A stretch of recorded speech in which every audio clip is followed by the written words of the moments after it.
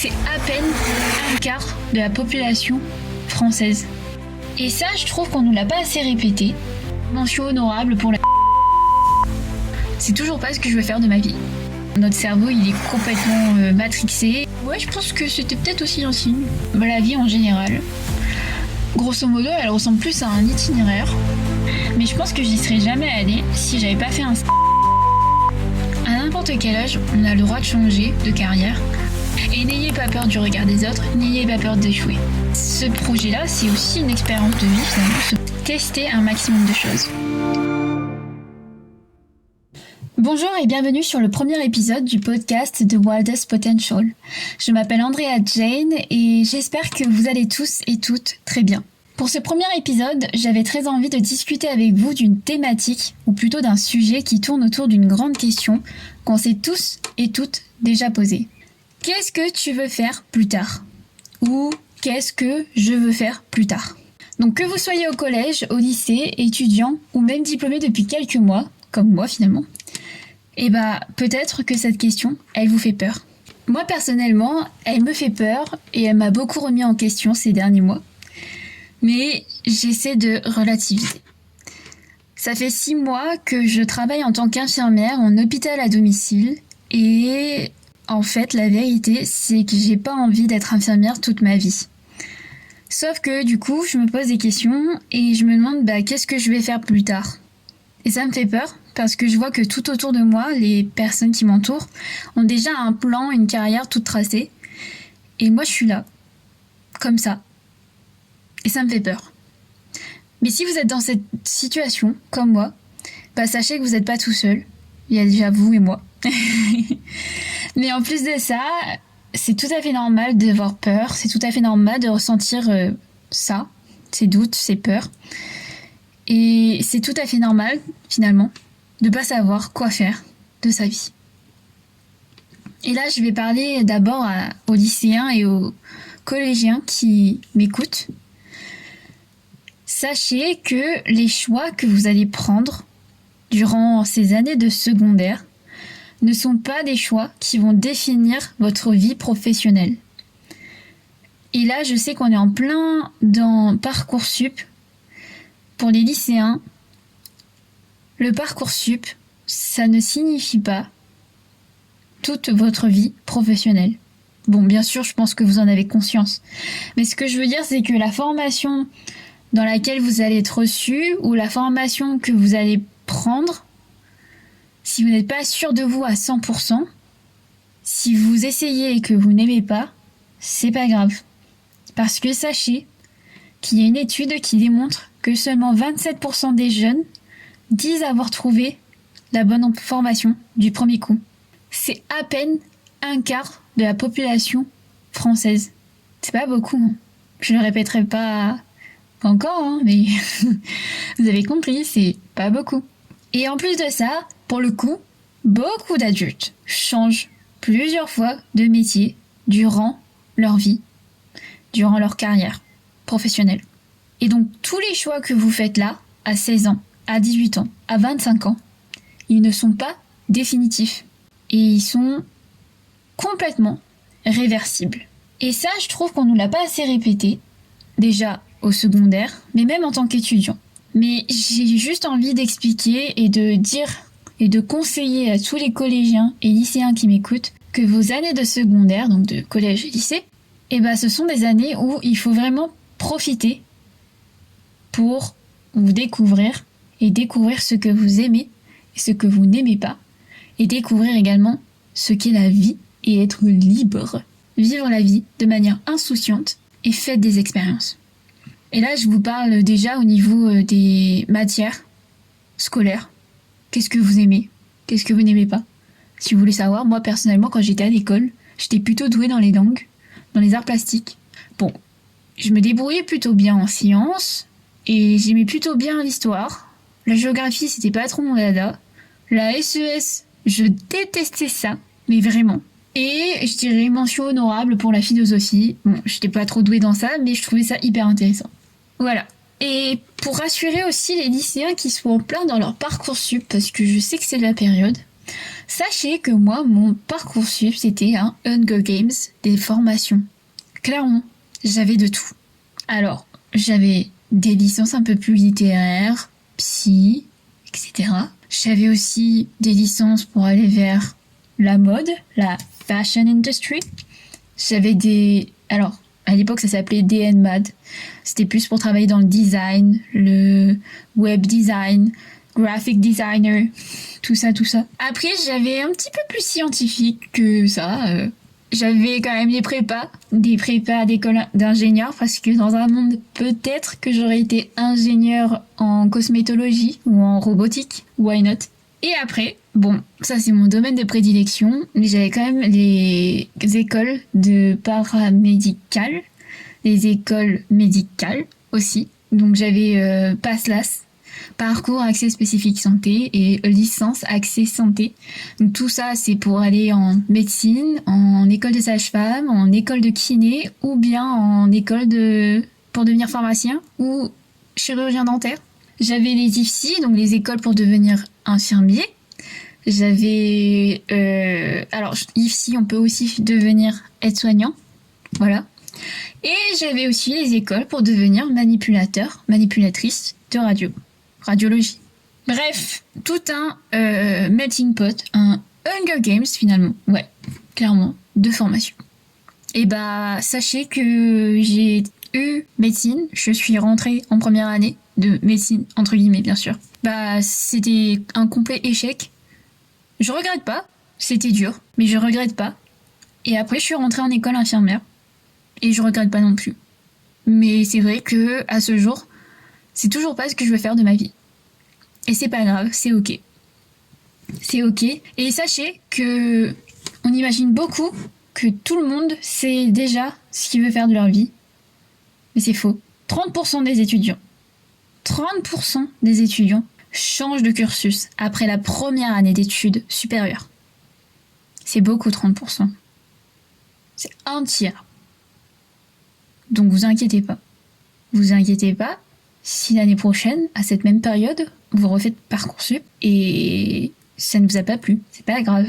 Qu'est-ce que tu veux faire plus tard? C'est aussi une question qui je trouve, nous demande de savoir dès le début, d'avoir une vision claire et définitive de notre avenir. Et c'est pas normal qu'on nous la pose aussi jeune, genre à 15 ans, à 13 ans. Quand on est au collège, j'ai le souvenir qu'on nous posait déjà la question. Sauf qu'on se connaît même pas nous-mêmes, donc comment est-ce qu'on peut savoir ce qu'on veut faire plus tard? Et vraiment, cette question, si on pouvait l'interdire, ce serait trop bien. Parce qu'on a besoin de vivre des expériences, on a besoin d'échouer, avant de connaître réellement ce que l'on veut faire. Bah, à cet âge-là, le futur, il est encore loin, on n'a même pas un quart de siècle. Au niveau de la pression sociale, c'est vrai que ça peut être quelque chose qui peut frustrer, qui peut être très très dur à encaisser. Je comprends. Les parents, ça n'a pas le même degré que si c'est la voisine qui nous pose la question ou notre professeur. Mais j'ai envie de vous dire, les parents, c'est vraiment... Ils sont là parce qu'ils sont inquiets, qu'ils ont besoin de nous protéger parce qu'on est leur petit bébé et qu'ils ont besoin d'être rassurés et de savoir qu'on va réussir quand même à trouver quelque chose qui nous plaît, à travailler dans quelque chose qui nous plaît. Donc c'est normal qu'ils nous mettent la pression. Mais je pense que nous aussi, quand on sera parents, on sera un peu comme ça avec nos enfants. On voudra quand même savoir s'ils ont un plan derrière tout ça. Bon, la voisine, je pense qu'elle est plus curieuse qu'autre chose. Vous pouvez lui dire, mais vous pouvez aussi lui inventer un mensonge et elle ne saura jamais que c'est un mensonge. Après, c'est pas très bien de mentir, mais c'est la voisine, quoi. Et après, le professeur de lycée, admettons que c'est un professeur d'art plastique, peut-être que s'il vous demande ça, c'est parce que vous êtes vraiment doué en art plastique et que vous avez du potentiel et que faut peut-être explorer ce potentiel, faire plus d'expérience dans ce potentiel. Peut-être que c'est le domaine dans lequel vous devez essayer d'aller creuser un peu plus pour pouvoir découvrir votre plein potentiel. Je pense que le professeur d'art qui vous dit que vous êtes super fort en art plastique et vous-même vous voyez que vous êtes super fort en art plastique, c'est peut-être un signe. C'est peut-être un signe que c'est la bonne voie pour vous. Bon, bien sûr, tout ce que je vous dis, forcément, c'est factuel, bien entendu. C'est subjectif, pardon.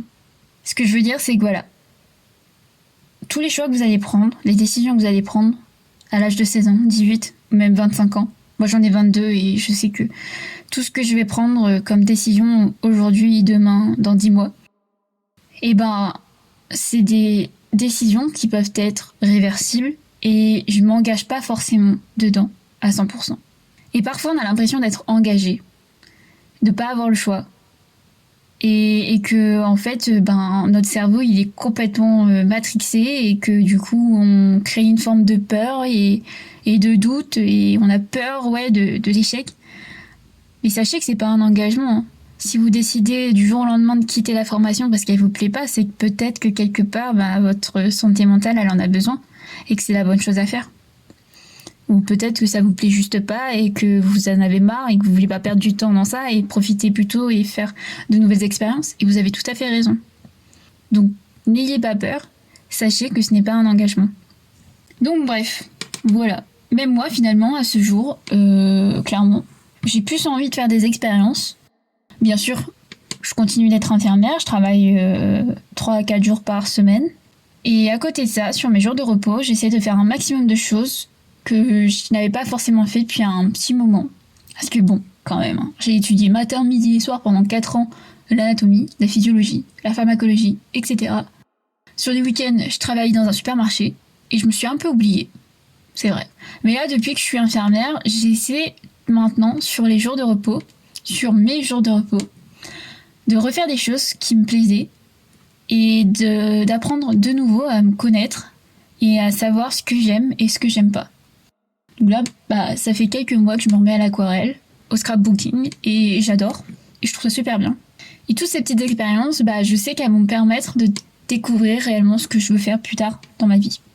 Même là, ce podcast, je sais que c'est une expérience de vie qui va me permettre de découvrir si est-ce que je pourrais pas faire quelque chose de plus dans la communication. Vous voyez ce que je veux dire? Donc ouais, j'apprends à me connaître et c'est mon premier conseil. C'est mon premier conseil parce que, voilà, je vais ressortir quand même un petit peu mes cours de médecine. Claude Bernard, jeune physiologiste français du 19e siècle, a décrit l'expérience comme le moyen d'acquérir, de tester ses connaissances, d'observer et de reproduire l'expérience. Et je trouve que c'est... Enfin, il a raison, Claude Bernard, il a raison. Parce que les expériences, elles nous permettent de découvrir qui nous sommes, ce que nous aimons et ce que nous n'aimons pas. Et en plus, c'est hyper simple en fait. Parce qu'on peut se poser des questions simples pour savoir ce qu'on aime et ce qu'on n'aime pas. Déjà, qu'est-ce que t'aimes faire? Ça, c'est une question basique, hein. Moi, je sais que j'aime l'aquarelle, les arts plastiques. Je parle bien anglais.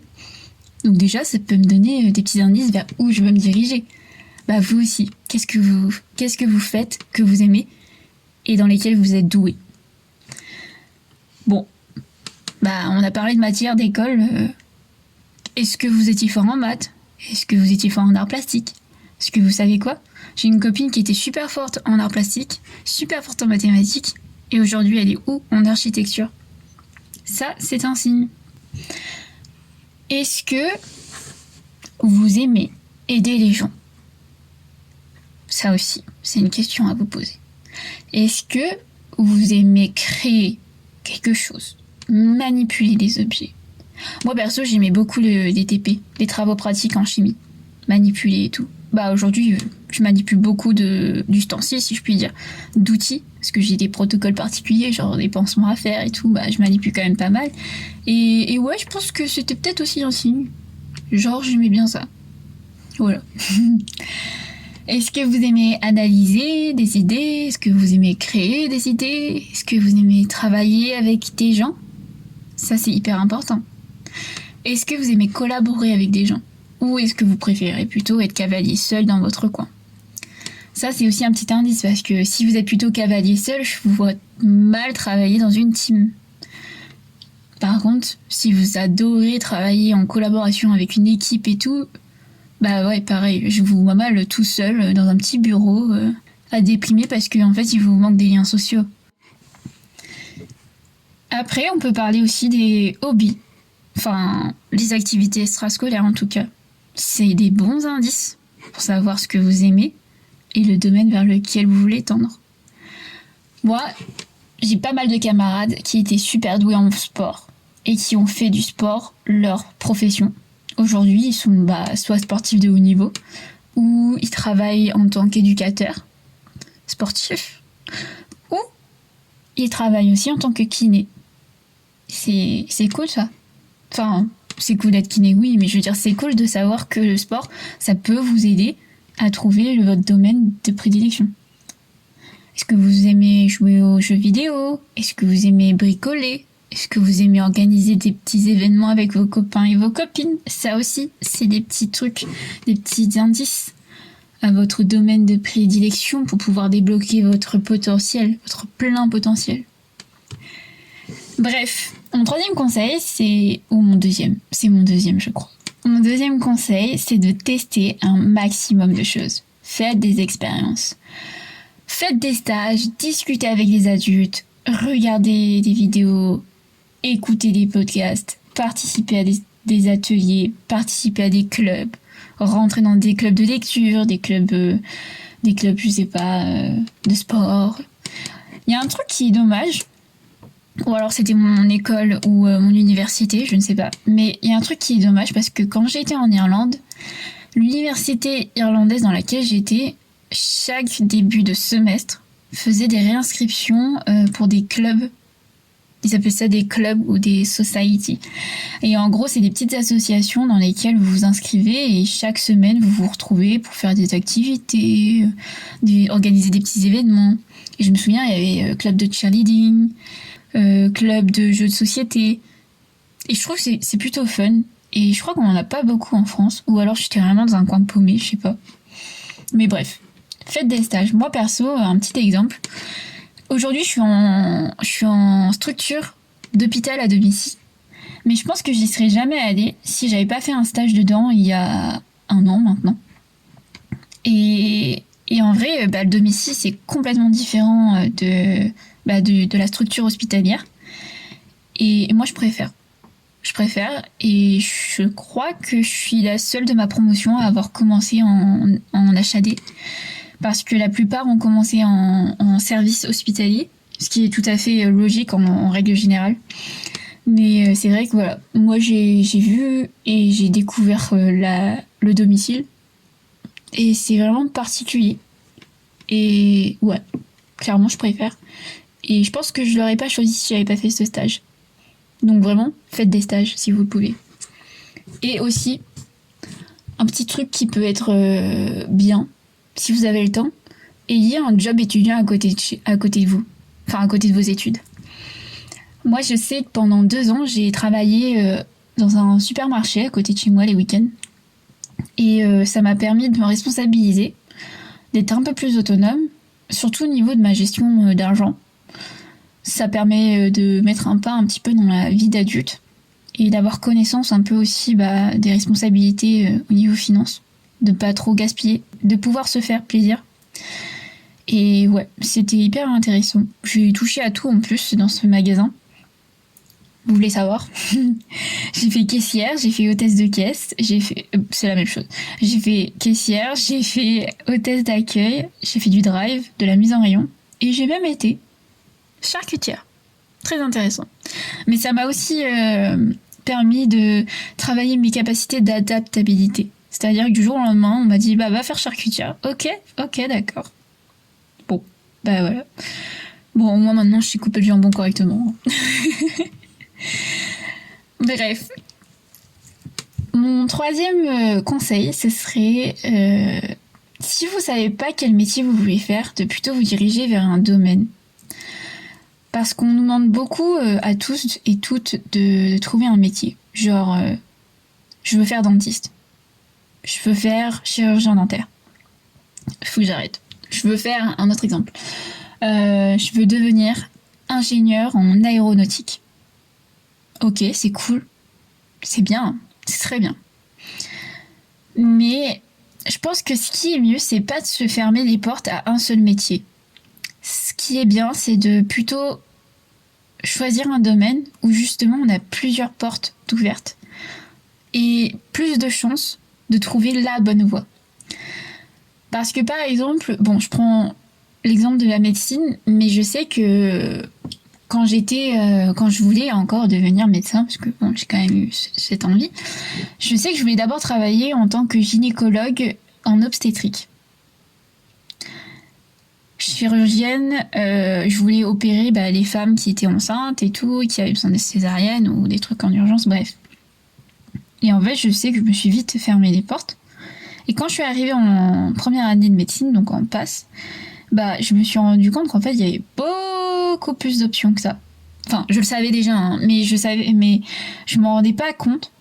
Et en fait, même aujourd'hui, avec mon travail, en tant qu'infirmière, je me rends compte qu'il y a encore plus d'options, plus de variations. Et c'est tellement bien de pas se cantonner juste à un seul métier. Alors bien sûr, il y en a qui savent direct, qui veulent faire chirurgien, neurochirurgien et tout. Mais faut pas se contenter que à ça. Parce qu'au final, moi, clairement, regardez, je voulais d'abord être chirurgienne, gynécologiste, obstétricienne. Après, je voulais aller en neurologie, puis devenir neurochirurgienne. Entre-temps, je voulais devenir médecin généraliste. Après, je me suis dit, l'oncologie, c'est super bien, je vais devenir oncologue. En fait, finalement, je suis revenue sur médecin généraliste. Après, je me suis dit, j'adore travailler avec les enfants. Pédiatre. Et au final, aujourd'hui, je suis quoi? Infirmière. Je reste dans le domaine de la santé, hein, mais je suis infirmière. Je suis même plus docteur. Enfin, je suis pas docteur, je suis pas gynécologue, je suis pas médecin généraliste. Je suis juste infirmière et ça me va. Enfin, ça me va. En tout cas, je reste dans le domaine de la santé, ce que j'ai finalement voulu depuis le début. Après, c'est vrai que sur ces 4 dernières années, ma personnalité, elle s'est beaucoup construite. Et surtout, j'ai débloqué de nouvelles valeurs qui sont très très importantes à mes yeux. Je vous disais qu'il y avait beaucoup de différences entre l'hôpital dans une structure en elle-même, donc un centre hospitalier, et l'hôpital à domicile. Et je sais que une des choses que j'aime beaucoup de l'hôpital à domicile, c'est que je prends du temps avec le patient. Donc pendant une demi-heure, je sais que je suis chez le patient et que je dédie mon soin et mon temps qu'à ce patient.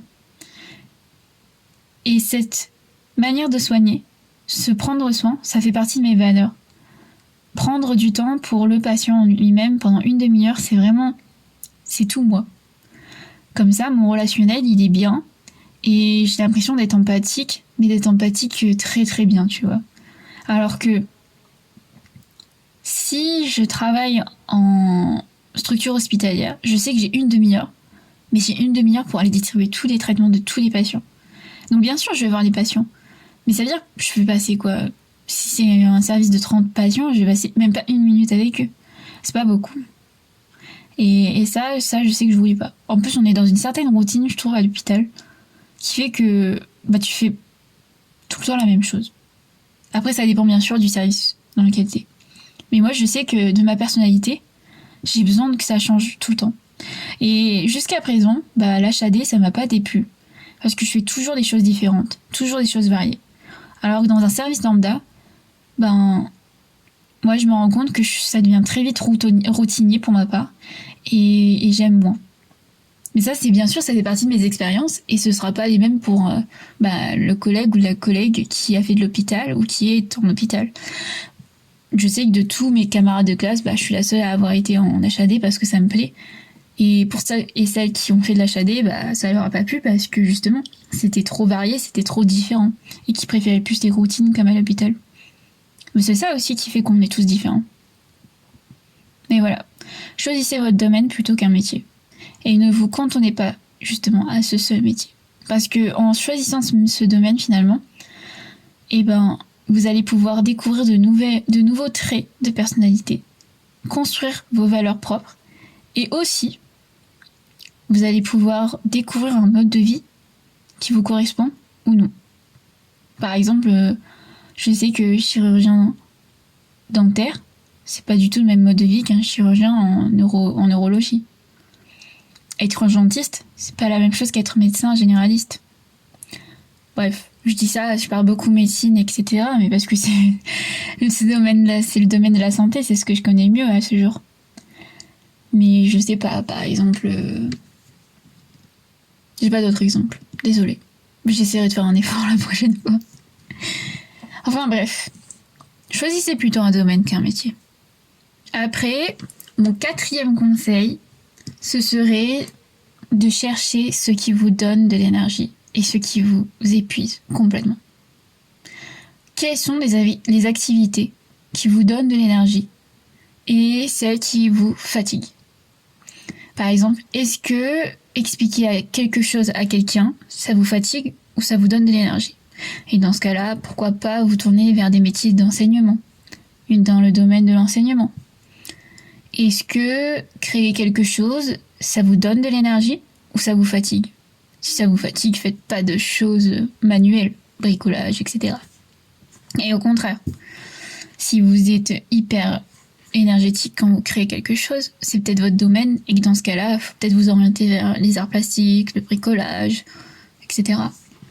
Le design, l'ingénierie, l'architecture. Est-ce que vous aimez résoudre des problèmes ou pas? Est-ce que ça vous donne de l'énergie ou pas? Est-ce que vous aimez écouter les autres? Si ça vous donne de l'énergie, si ça vous intrigue, peut-être que les études de psychologue, ça peut vous plaire. Hein. Enfin bref, voilà. Mon 5e conseil, c'est pas vraiment un conseil, mais c'est plutôt un fait. C'est que peu importe le chemin que vous prendrez, et ben il va se construire petit à petit.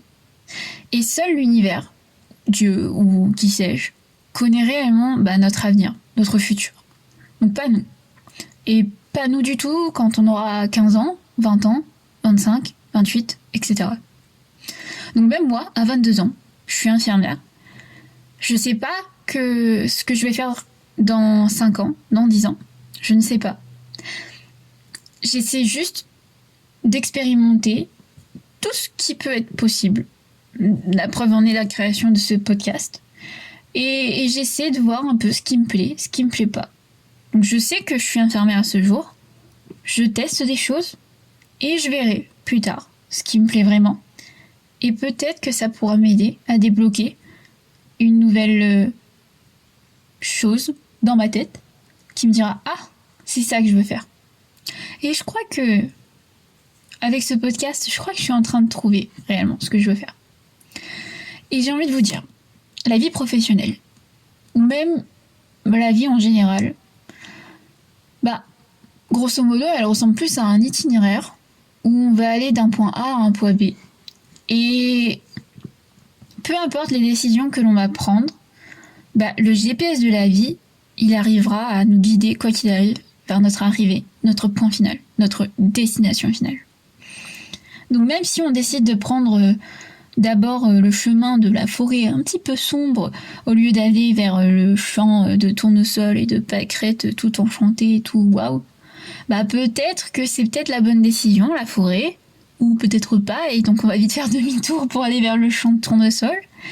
Peut-être qu'on va avoir des moments où, au lieu de prendre la rivière calme, on a pris la décision de prendre la mer la plus tourmentée. Et en fait, c'était une dure épreuve, mais c'était ce qu'il fallait. Parce que du coup, vous êtes quand même arrivé au point B, au point final. Et vous avez vécu ces expériences pour mieux vous bâtir, mieux vous construire, mieux vous connaître et être plus heureux, plus épanoui dans votre vie professionnelle. Oui, dans votre vie en général. Et clairement, j'ai envie de vous dire que voilà, cet itinéraire, il peut prendre 5 ans, 2 ans, 10 ans, 20 ans même. Parce que clairement, y a des personnes qui ont 30, 40, 45, 50 ans. Et ouais, ils ont ce déclic-là à cet âge-là. Et ils changent radicalement de cursus, de métier, de formation. Et c'est là qu'ils ont ce déclic et qu'ils se disent « Ah ouais, c'est ça que je veux faire ». Mais pour avoir ce déclic-là, ils ont effectué des tas et des tas d'expériences. Et ils ont appris à se connaître. Que ce soit pendant leurs études, pendant leur stage, pendant une année de sabbatique à l'étranger, leur premier job, leur deuxième, leur troisième job, après avoir été cadre, président, etc. À n'importe quel âge, on a le droit de changer de carrière Et le plus important, et ça c'est mon dernier conseil, c'est de rester curieux. Restez curieux, lisez, découvrez, rencontrez de nouvelles personnes et dites oui à toutes les expériences possibles et inimaginables. Et n'ayez pas peur du regard des autres, n'ayez pas peur d'échouer.